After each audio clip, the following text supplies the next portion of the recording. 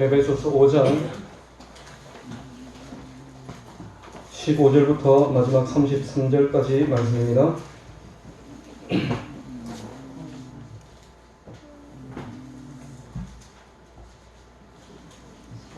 에베소서 5장 15절부터 마지막 33절까지 말씀입니다.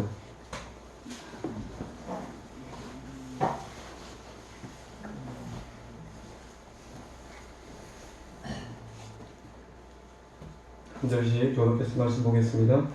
그런즉 너희가 어떻게 행할지를 자세히 주의하여 지혜 없는 자같이 하지 말고 오직 지혜 있는 자같이 하여 그러므로 어리석은 자가 되지 말고 오직 주의 뜻이 무엇인가 이해하라.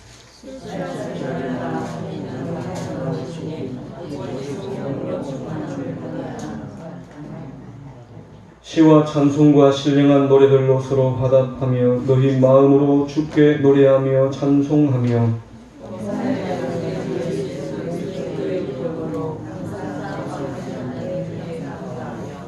그리스도를 경외함으로 피차 복종하라.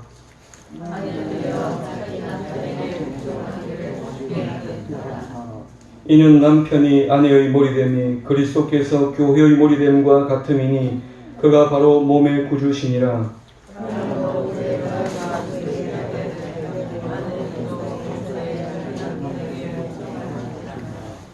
남편들아 아내 사랑하기를 그리스도께서 교회를 사랑하시고 그 교회를 위하여 자신을 주심같이 하라.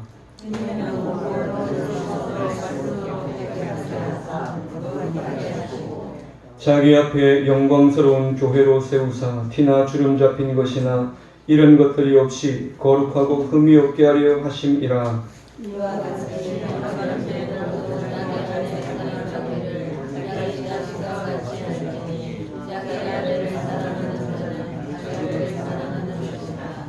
누구든지 언제나 자기 육체를 미워하지 않고 오직 양육하여 보호하기를 그리스도께서 교회에게 함과 같이 하나니. 그러므로 사람이 부모를 떠나 그의 아내와 합하여 그 둘이 한 육체가 될지니.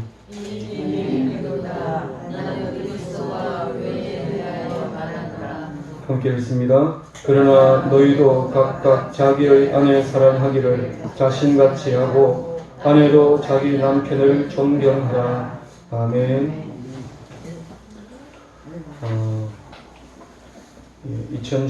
2020년도를 맞이하면서 우리가 신앙생활에 또 우리의 모든 삶에 있어서 뜻을 정해야 되겠다. 굳은 결심을 가지고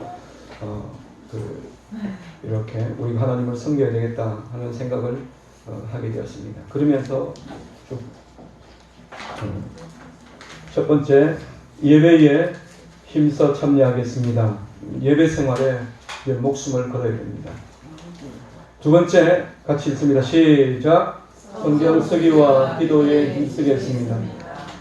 성경 쓰기와 기도에 힘을 써야 됩니다. 성경이 우리의 신앙과 삶의 중요한 지표가 되기 때문에 그렇습니다. 세 번째, 읽습니다. 시작.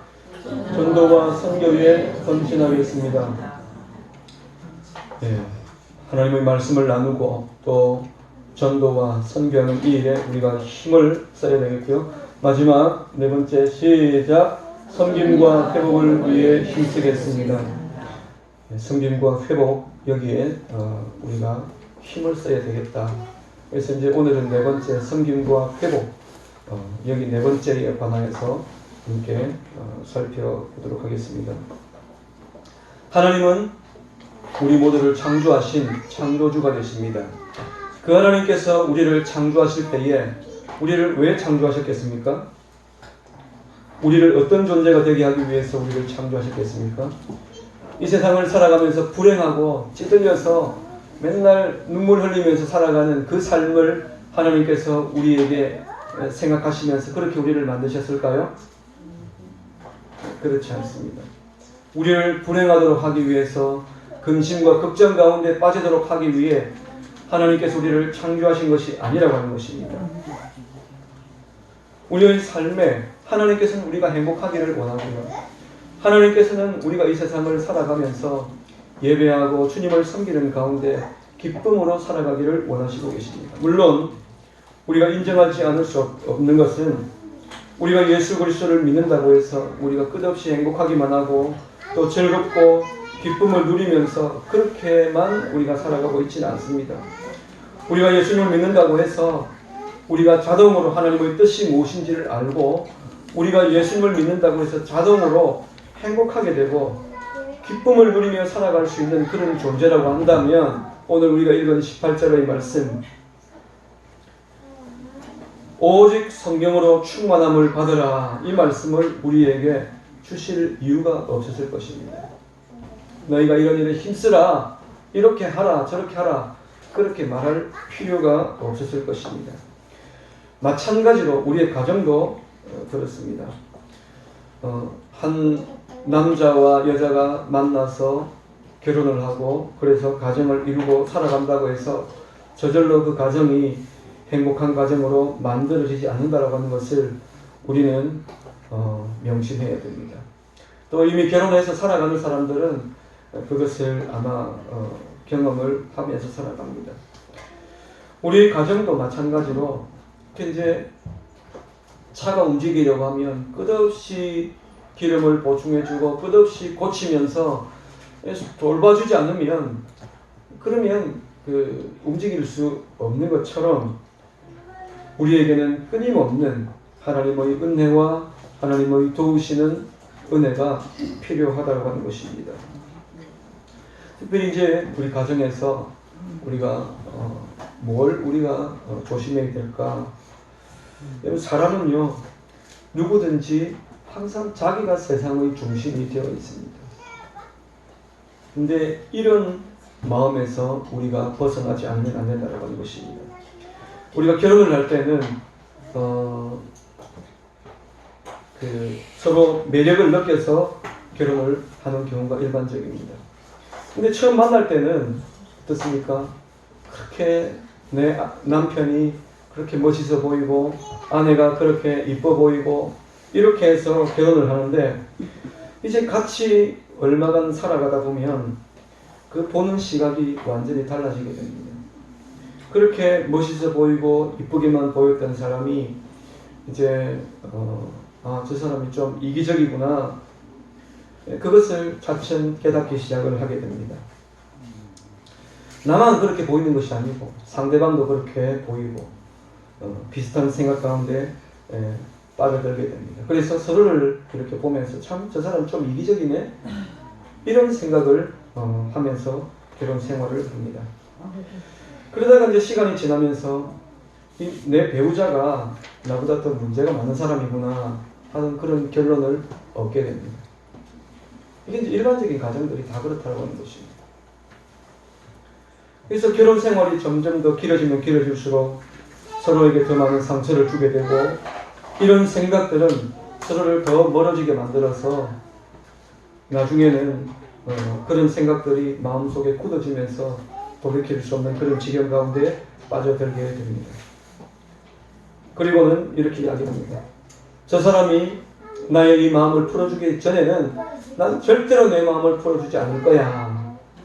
근데 나의 상대방이 내 마음을 풀어줄 리가 만무합니다. 그렇게 될 가능성은 거의 없습니다. 그러면서 둘의 거리가 점점 멀어지게 된다고 하는 것입니다. 왜 그런가? 이게 이제 자기 중심적인 태도 때문에 그렇다라고 그렇게 학자들이 이야기를 합니다.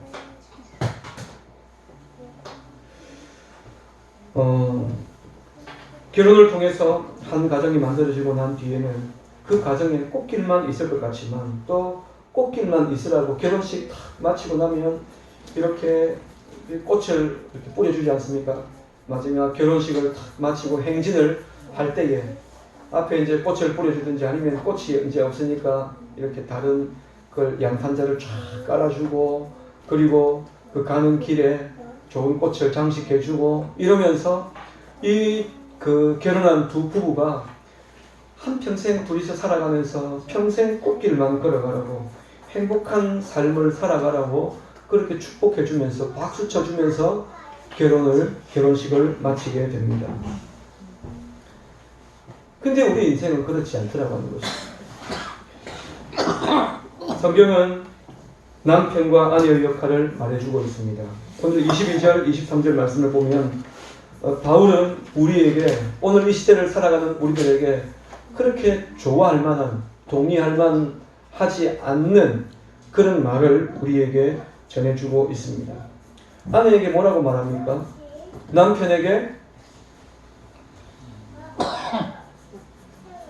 남편에게 복종하라고 말합니다. 복종하라. 이건 약간 이제 군대적인 용어랑 비슷한데요. 예, 군대에서 상관이 이야기를 하면 부하들은 어떻게 합니까? 그 말에 복종하죠. 복종하는데 아내들을 향해서 그렇게 이야기를 하고 있습니다. 그리고 곧바로 25절에서는 남편을 향해서 뭐라고 말하고 있는가 하면 그리스도가 교회를 사랑하셔서 교회를 위해 자신의 몸을 내어줌과 같이 아내를 사랑하라고 그렇게 명령하고 있습니다. 자, 오늘 이 말을 남편과 아내에게 서로 이렇게 이제 다른 말로 우리 명령하고 있지만 이 말은 이렇게 풀이할 수 있습니다. 남편과 아내가 서로 다른 자리에서, 내가 있는 그 서로 다른 자리에서 서로 복종하면서 살아가라고 하는 것입니다. 아내와 남편이, 이 말은 다시 또 다른 말로 하면 상대를 위해서 살아가라고 하는 것입니다. 그러니까 남편은 아내를 위해서 살고 아내는 남편을 위해서 살아가라. 이게 오늘 이 말씀이 우리에게 주는 명령입니다. 바울은 이 세상 속에 살아가는 성도들을 향해서 성도들은 이렇게 살아가야 된다라고 하면서 이 세상 속에 성도들이 살아갈 삶의 원리를 우리에게 전해 주었는데 그 말씀을 보면요, 빌립보서 2장 3절 말씀을 보면 이렇게 말씀하고 있습니다. 오직 겸손한 마음으로 각각 자기보다 남을 낮게 여기고.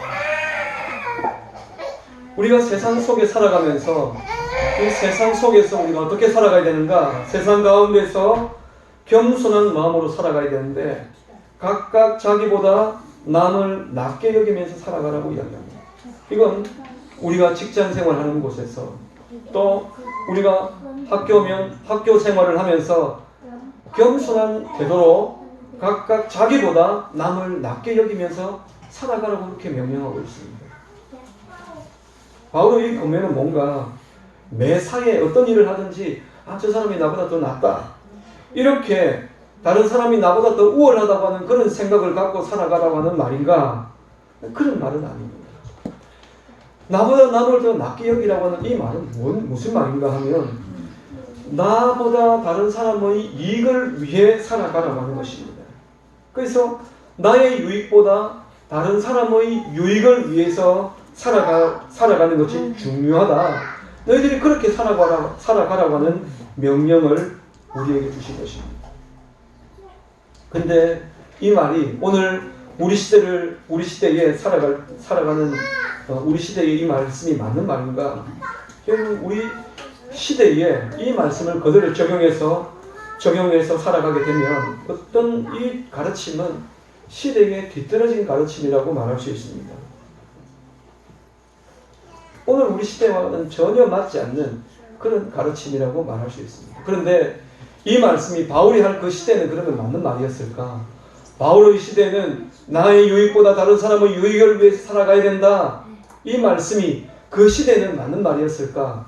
그 시대도 맞는 말이 아니었습니다.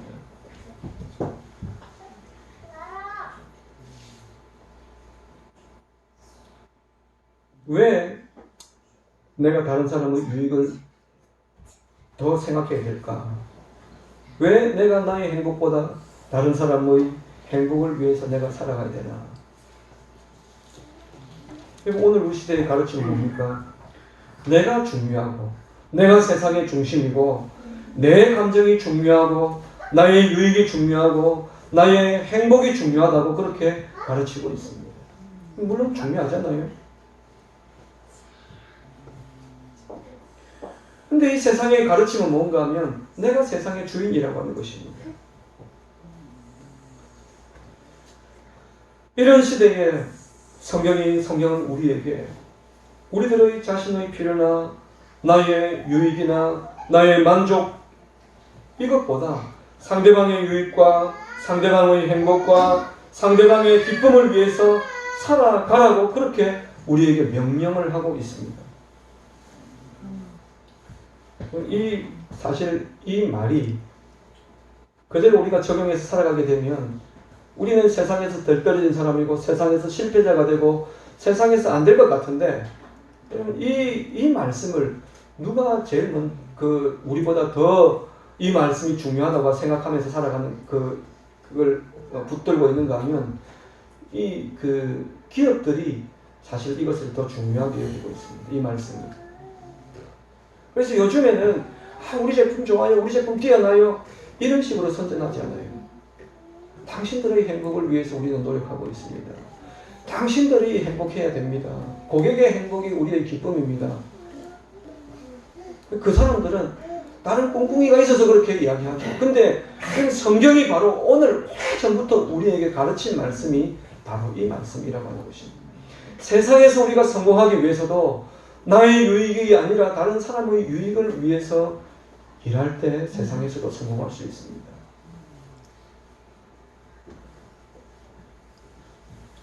바울은 이 말씀을 성도들이 세상을 살아가는 원리로 우리에게 주었는데 하물며 우리의 가정에서는 어떻게 될까? 남편 또 아내 서로가 어떻게 살아가야 될까? 바울은 이렇게 남편의 역할은 무엇이고 아내의 역할은 무엇이다라고 그렇게 분명히 말하고 있지만 우리는 그리스도 안에서 같은 한 형제라고 하는 사실을 우리가 먼저 기억을 해야 된다고 하는 것입니다. 그래서 부부는 반드시 배우자를 섬겨야 되고 기꺼이 자신의 유익을 포기해야 그래야 부부 관계가 아름다워질 수 있다고 하는 것입니다. 우리 생각에는 성경대로 살게 되면 내가 남편에게 복종하면서 살게 되면 남편이 나를 종처럼 여기지 않을까? 남편이 더 자기 중심적으로 살게 되지 않을까? 이렇게 생각하면서 나는 내 자리를 지켜야지. 또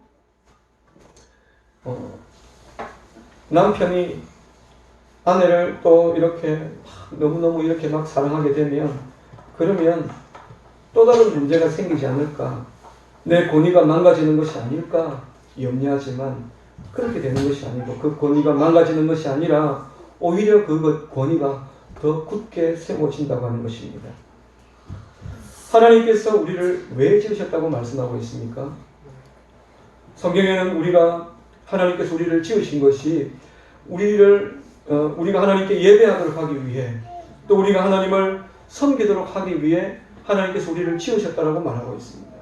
이렇게 지음받은 우리가 십계명 말씀에서 하나님께서 우리에게 뜻하신 계획이 있는데 1계명부터 4계명까지의 말씀을 통해서 하나님을 사랑하는 사람, 그 다음에 5계명부터 10계명까지의 말씀을 통해서 이웃을 사랑하는 사람, 이렇게 하나님께서는 서로 사랑하며 살아가도록, 그래서 사랑으로 섬기도록 그렇게 살아가라고 우리에게 명령해 주셨는데 이렇게 살아가는 대신에 나의 행복을 위해서 나의 유익을 위해서 살아가게 되면 하나님께서 우리를 그렇게 짓지 않았기 때문에 그 사람의 삶은 반드시 망가지게 되어 있고 끝내는 처참한 지경 가운데 빠져들게 되어 있다고 하는 것입니다.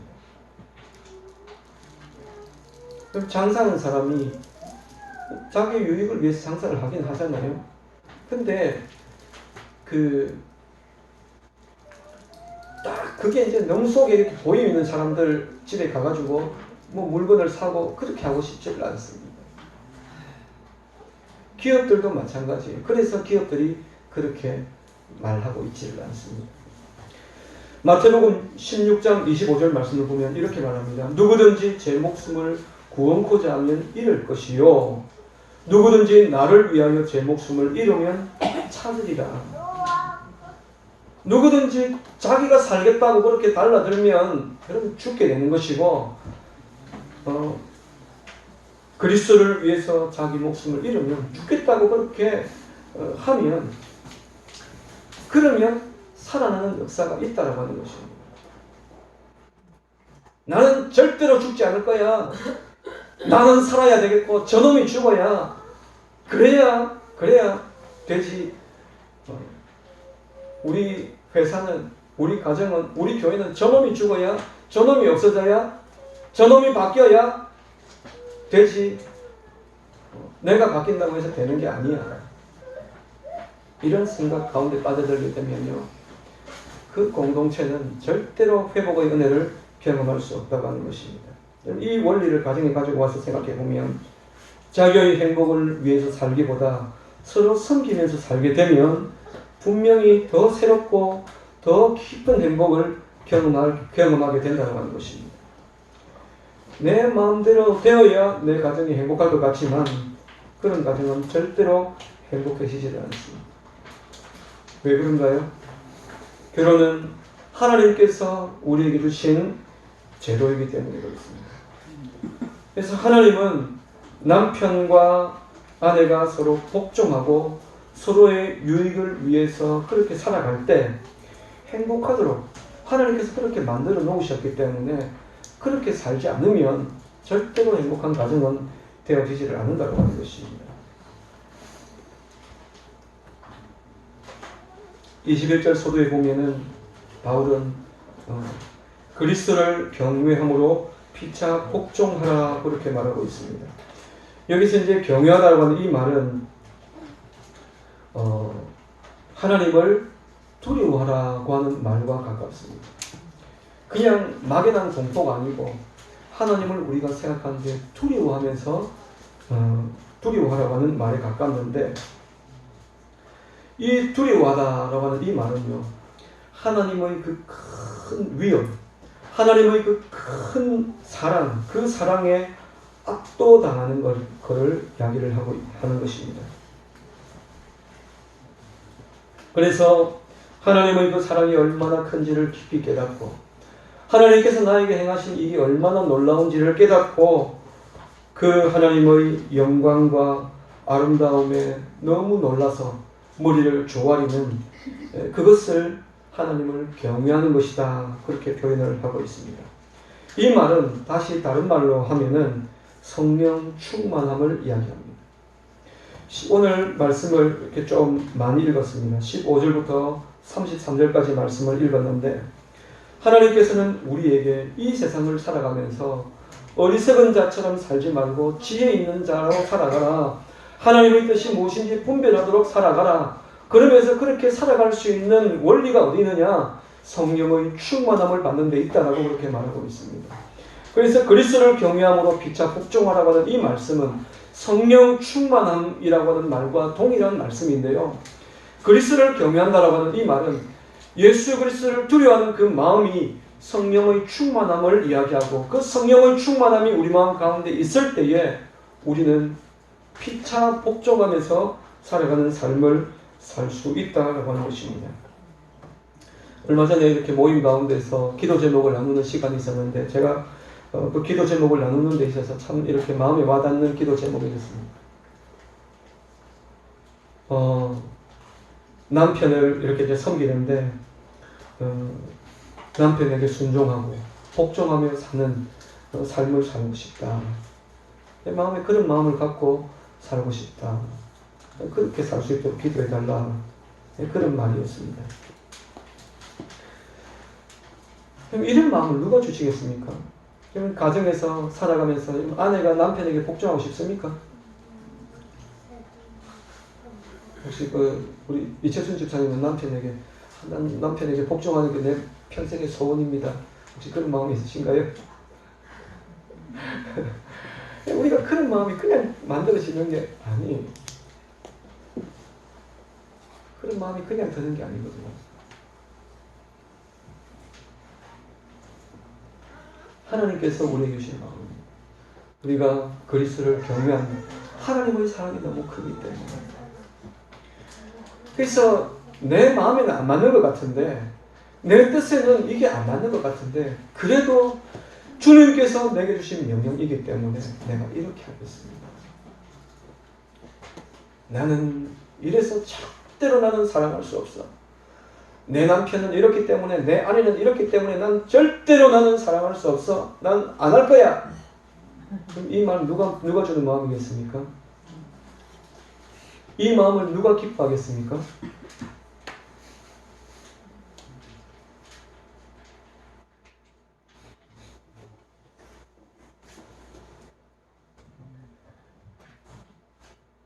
우리 본성대로 우리가 살게 되면 절대로 이런 말에 하나님께서 우리에게 주신 이 말씀에 절대로 우리가 동의되어지지를 않습니다. 그렇게 우리가 살아갈 수가 없습니다.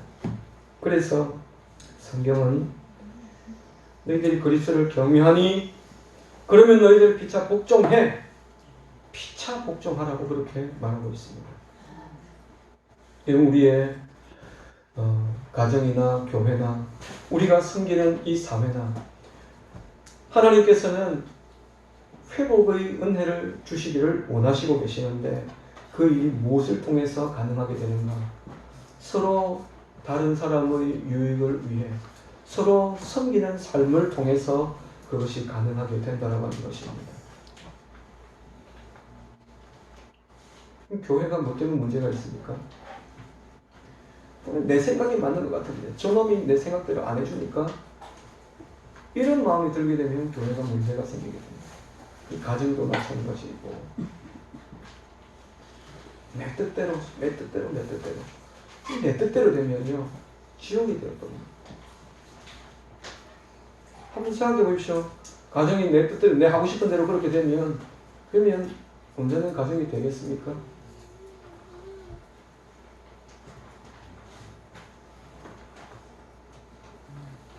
하나님께서 오늘 이 말씀을 통해서 우리의 모든 삶 가운데 하나님께서는 회복의 은혜를 부어주시기를 원하시는데 그 회복의 첫 단추가 어디 있느냐? 그리스도를 경외함으로 피차 복종하는 것을 통해 회복의 은혜를 부어주시려고 하신다고 하는 것입니다. 그래서 아내가 남편을 존중하고 존경하고 남편이 아내를 지극히 사랑하는 그런 모습들이 있을 때에 우리의 자녀들이 순종하는 마음을 배우게 됩니다. 경외하는 마음을 배우게 됩니다. 부모를 공경하게 됩니다.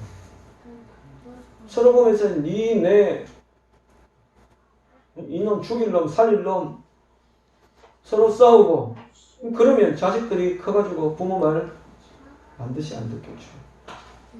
커가지고 안 듣는 게 어렸을 때부터 듣지를 않습니다.